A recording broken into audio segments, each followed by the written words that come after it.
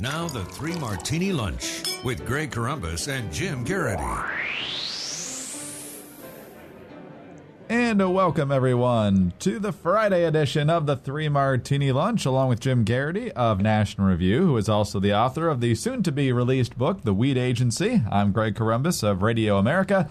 Good, bad, and crazy martinis for you as usual today. And Jim, yesterday our good martini was the fact that the House of Representatives, with a little bit of help from Democrats, agreed to hold Lois Lerner in contempt on Wednesday. They also, by a more bipartisan vote, referred the case over to the Justice Department for a special prosecutor. In a related story, just right after this vote happened, all of a sudden the IRS has decided, you know what, turns out we can turn over all those emails that the House investigators have been asking for on Lois Lerner's communications with other people within the agency, other people within the government, in terms of the targeting of Tea Party and other conservative organizations going back to the early days of the Obama administration. So, Jim, we'll see whether they hand them all over and how much we learn from these things. But apparently, when you do carry a big stick, it sometimes brings some results. It's kind of strange that they would object to turning over any of this information. When you are a federal government employee, you are typing on a computer that was provided to you by U.S. taxpayers.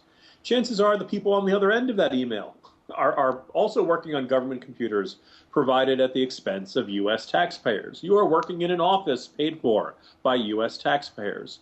All of this means that it is not your property, it is the taxpayers' property, and you cannot withhold it from Congress. You cannot withhold it from FOIA requests, barring some really valid reason. And those valid reasons basically consist of national security, something that we cannot publicly disclose, putting people's lives at risk, or something that involves somebody's very personal information, social security numbers, and put them at risk for identity theft. In documents and emails and things going on at the IRS, it's conceivable there'd be some personal information in there that you would not necessarily either not wanting released to the Congress or you would want released to the public at large.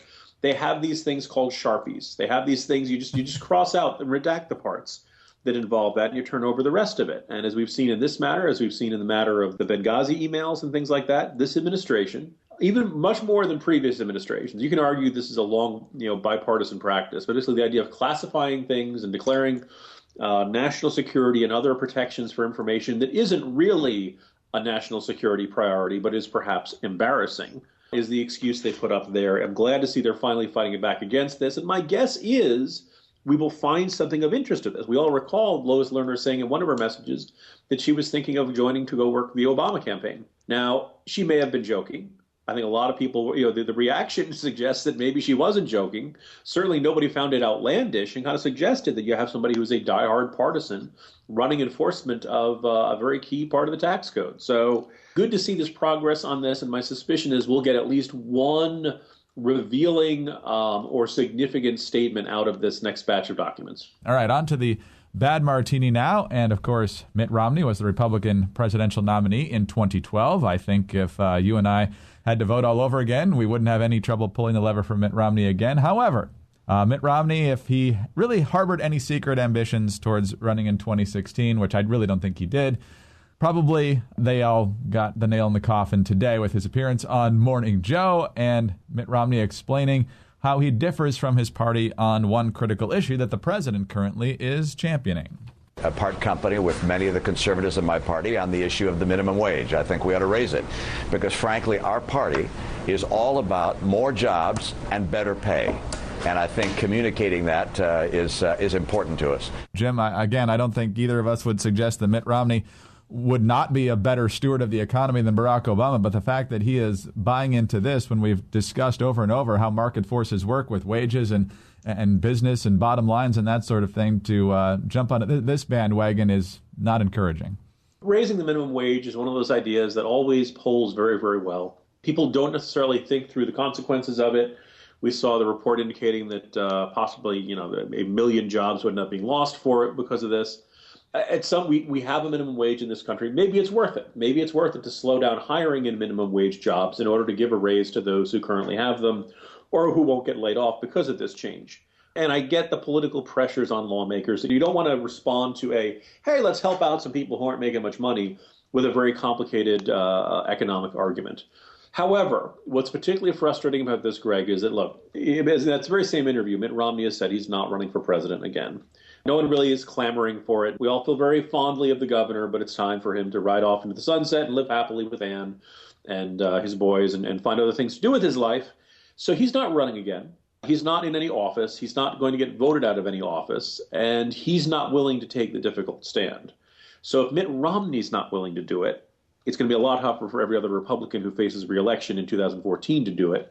And what's more, now the Democrats have this very convenient, I think, arguably quite compelling talking point. Say, like, even Mitt Romney thinks we should raise the minimum wage. Oh, by the way, Republicans spent all of 2011 and 2012 telling you how smart this guy was and how savvy he was on matters of economics. And well, if he thinks it's a good idea, why are Republicans thinking he's not so smart now? The other possibility is that, even Mitt Romney, who once described himself as a severe conservative, thinks that there should be a hike in the minimum wage, and maybe you're seeing the emergence of a bipartisan agreement on this sort of thing. I think those are some of us are a little more wary about this, seeing some unforeseen consequences, but maybe the tide and the kind of the undertow for this is just getting too strong. On to the crazy martini now, and this is probably one of the least crazy martinis we've had in a while. I think a lot of folks on the right would consider most of these developments good, but there's one here that's an interesting wrinkle that we'll talk about. This is coming from Politico. Virtually every Republican leader agrees that the 20 GOP debates in the last presidential primary season damaged Mitt Romney and briefly made frontrunners out of eventual flameouts like Herman Cain and Newt Gingrich. So essentially, a group of RNC members under the control of Chairman Reince Priebus will choose the timing and location and media partners of the 2015-2016 Republican primary debates. They will insist that conservative panelists join moderators from mainstream media. That's good point number one. And as they said, they'll probably cut them in half. There were 20. That's down to 10. If you space them out well, that won't be debate overload. And here's the weird part, though. To make it stick, the plan would crack down on candidates who participate in debates that aren't sanctioned by the party by barring them from the ones that are. So, Jim, you're going to get a lot of blowback from the quote-unquote grassroots and Tea Party groups saying this is meant to boost up those who already have deep pockets and great name recognition. It's going to be a lot harder for people to get their message out potentially. So overall, I think people are going to like the conservative panelists with mainstream media outlets and fewer debates, but there could be an interesting fight over what the penalty is if you participate in something outside of what the RNC approves. Since the moment Reince Priebus started talking about this, I thought there was a lot of strong arguments for this approach. One of the things is that if you decide, if you want to limit the number of debates, how do you enforce that? It's not like the RNC has its own SWAT team that it can deploy. Say, you media organization, shut down that debate right now. The only leverage they have is through the delegate process, in which they can say to a candidate, if you participate in a debate that we have not authorized, we're going to penalize you in terms of the delegates.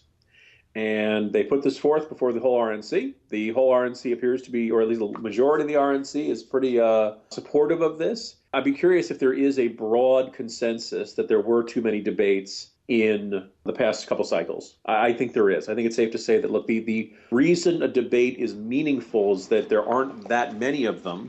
If you go on a weekly basis, the opportunity for seeing something significant in each one is lessened. It's why every NFL football game is a big deal, because there's only 16 of them. Professional baseball games are less exciting because there's 162 of them. That the more, if you want them to be more meaningful, you need fewer of them.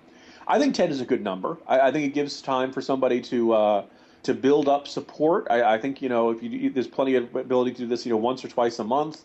I don't think there's a need to do them on this nearly weekly basis like we had for a while. And in terms of, serious candidates, look, a presidential campaign is not just a large-scale book tour. I'm very skeptical of anyone who has not been elected to some statewide office myself. And in fact, I think you really should be doing 2 terms in something before you start running for president of the United States. This is not an entry-level position, and I think the experience of Obama is a very strong indicator of this. Back then, he said, Donald Rumsfeld and Dick Cheney are very experienced, and look what they did. Well, now we have a whole slew of mistakes to point to about somebody who didn't have a lot of experience. So I think there's nothing wrong with saying, look, you got to be beyond 1% in the polls or some sort of little, level like that on the ballot in a significant number of states and running a serious campaign. This can't be, I want to gig with Fox News when all this is said and done. This is too important for us. So I'm generally supportive of this. We can quibble about where exactly the thresholds we want to have this. Should we have 12 debates instead of 10 or something?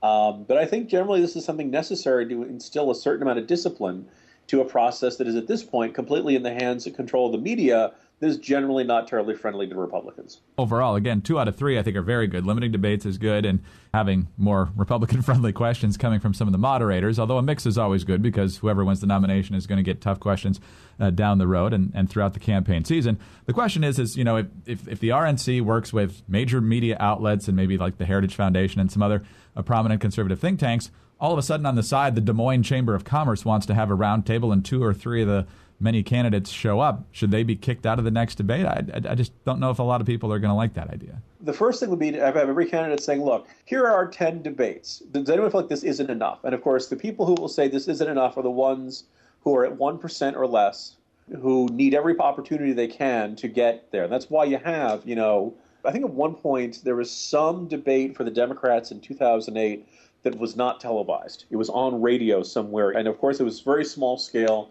And you didn't have any of the big names. You didn't have Hillary, you didn't have Edwards, and you didn't have Obama, but everybody else showed up. And that was kind of a good indicator of, at that point, you've got too many debates, that at some point you don't need that many. And so in terms of saying, maybe for each one you participate in that you're not supposed to, you're out for that one, but you can return the next week. It'd be like, in a way, returning the RNC chairman, Reince Priebus, into the NFL commission.